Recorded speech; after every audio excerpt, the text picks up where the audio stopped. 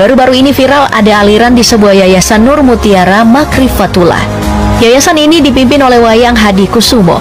Jumlah pengikutnya diduga ada 20 orang dan mengatasnamakan dirinya sebagai aliran bab kesucian. Menurut MUI Sulsel, aliran ini melarang pengikutnya untuk melaksanakan sholat 5 waktu, melarang makan ikan sampai melarang meminum susu. Oke, ini jelas bertentangan kalau benar aliran ini melarang pengikutnya sholat 5 waktu. Tapi, pimpinan yayasan sih menolak dan membantah tuduhan tersebut. Menurut Hadi, yayasan ini legal. Ia juga menilai pihak MUI tidak klarifikasi terlebih dahulu, tidak bertanya dan sudah masuk tanpa izin. Pihak MUI tidak pernah klarifikasi, tidak pernah datang menanyakan. Belum selesai dengan aliran bab kesucian, muncul lagi aliran yang mengatasnamakan hakikinya hakiki di kota Makassar.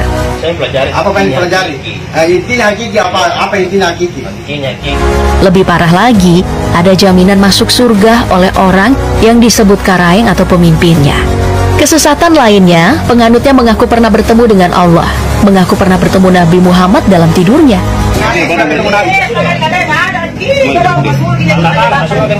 Sudah ketemu juga sama Allah Ta'ala.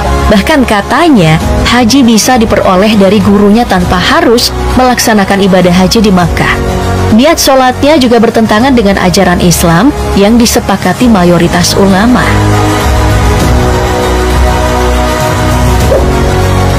Sekitar tahun 2014 juga heboh ada aliran aneh di Cirebon.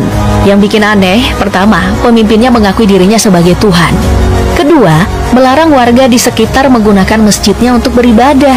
Pemimpin pondok pesantren yang menentukan ibadah. Tanpa seizinnya, ibadah pengikutnya akan sia-sia dan menjadi dosa. Wah, ini adalah aliran sesat yang berkedok pondok pesantren ya. Namanya Al-Mahfurlah. Nama pemimpin pondok pesantrennya adalah Kiai Kaharudin Abdul Qadir Jailani. Yang lebih parah lagi, kalau pimpinannya ini seorang santri perempuan, ia bakal menyuruh anak buahnya untuk mengambil wanita itu dan disuruh untuk melayaninya. Kabarnya pesantren tersebut sudah ada sejak tahun 2007. Warga masyarakat menolak. Pernah dilarang menyebarkan ajaran tersebut, kecuali ajaran yang umum dipakai. Tapi aktivitas yang ada di pondok tetap saja dilakukan.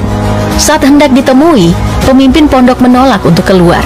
Akhirnya, pemimpin yayasan dan para jamaah yang jumlahnya puluhan diusir paksa oleh pihak desa dan warga.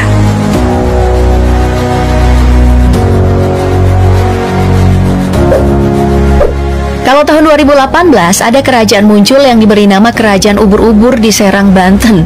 Ini semacam komunitas keagamaan yang dipimpin oleh pasangan suami istri dan mengaku sebagai jelmaan Nyi Roro Kidul. Aku lahir Selasa Kliwon, api. Kerajaannya kecil, rakyat kerajaannya cuma ada 20 orang dan 8 warga tetap. Tapi punya struktur organisasi yang cukup komplit. Ada penerima tamu kerajaan, ketua keluarga kerajaan, bahkan ada yang urus pertamanan. Nah, dua pasangan suami istri ini memang percaya Al-Quran dan Allah, tapi menurut warga, keduanya tidak pernah sholat berjamaah di masjid atau musola. Mereka juga punya zikir sendiri yang berbeda dengan zikir yang dilafazkan umat Islam. Anehnya, kata warga, mereka biasanya zikir sambil menari dan berjoget. Terus, zikir ini katanya dipercaya bisa membuka kekayaan Indonesia yang tersimpan di rekening di 2 bank internasional. Sang istri yang bernama Aisyah juga mengklaim kalau Tuhan itu punya makam dan menyebut Nabi Muhammad itu perempuan. Aku datang jika kalian tidak mengakuiku sebagai Rasulullah SAW. Maksudnya dia itu katanya Nabi Muhammad. Wah, Benar aku ini benar-benar seorang nabi palsu. Dari awal aku itu sudah mati. setelah heboh dengan kerajaan ubur-ubur, muncul lagi nih ajaran sesat di Banten. Nama alirannya adalah Hakekok Balatasuta. Wah, namanya lucu ya. Aliran ini diajarkan di padepokan milik seorang yang bernama Kasrudin. Padepokannya sudah berdiri sejak tahun 2009 dan pengikutnya berasal dari Banten, Jawa, dan Jakarta. Ada ritual yang tidak lazim dari aliran ini. Mereka percaya kalau ritual mandi bersama ada-ada aja ya. Tanpa sehelai pakaian pun, pop gengs di rawa ya bisa menyucikan diri dari dosa dan menjadikannya lebih baik, dan dijanjikan bakal menjadi kaya raya. Biasanya mereka melakukannya di sore hari. Ritual mandi bersama ini sudah dilakukan sejak lama dan setelah itu dilanjutkan dengan ritual masuk ke alam hutan. Sebenarnya padepokan ini sudah pernah dibakar masyarakat karena dianggap melanggar norma dan nilai warga desa setempat. Tapi pada tahun 2021 nih muncul lagi. Dulunya aliran ini dibawa oleh seorang bernama Abah Edi yang kemudian diteruskan oleh anaknya bernama Arya. Tapi Arya mengaku kalau ritual mandi bersama itu dilakukan untuk keluar dari aliran tersebut. Menurut Arya, ia juga adalah korban dengan janji dari kelompok Hakekok Balatasutak yang memunculkan sosok Imam Mahdi. Itu kan tungguin untuk mainan Imam Mahdi kan gitu. Aliran yang satu ini bermula dari ajaran Al-Qiyadah Al-Islamiyah yang didirikan oleh Ahmad Musadik pada tahun 2006. Sang pendiri inilah yang mengaku sebagai nabi. Setelah divonis sesat oleh MUI, tahun 2008 Ahmad Musadik dijebloskan ke dalam penjara. Masalahnya, hanya setahun setelah pendirinya ditangkap, gerakan ini muncul lagi dengan nama baru. Mereka muncul dengan nama Mila Abraham atau Komar. Sampai pada tahun 2011, gerakan ini berganti nama baru lagi menjadi Gerakan Fajar Nusantara. Inti dari ajaran ini adalah teologi Abraham, menggabungkan antara ajaran Islam, Yahudi, dan Kristen dengan menafsirkan ayat-ayat Al-Quran yang tidak sesuai dengan kaidah tafsir. Kelompok ini mengklaim punya anggota sampai 50.000 orang yang tersebar di 12 wilayah. Setiap anggotanya dimintai uang setoran dengan modus untuk kegiatan sosial Gavatar.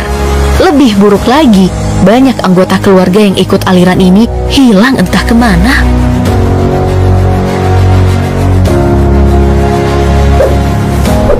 Tapi ini nih yang paling viral pada tahun 1999. Saat itu, ada 75 orang tergabung dalam ajaran Lia Eden. MUI lalu mengeluarkan fatwa kalau ajaran dari Lia Eden itu sesat karena mengaku kalau ajarannya ini berasal dari malaikat Jibril. Padahal, menurut ajaran Islam, malaikat Jibril tidak akan turun lagi untuk menyampaikan wahyu setelah Nabi Muhammad. Karena dinilai meresahkan dan menistakan agama, Lia Eden sempat dimasukkan ke dalam penjara. Yang pertama, ia dipenjara di tahun 2006, lalu dipenjara kembali pada tahun 2009. Sampai pada tahun 2021, Lia Eden akhirnya meninggal dunia.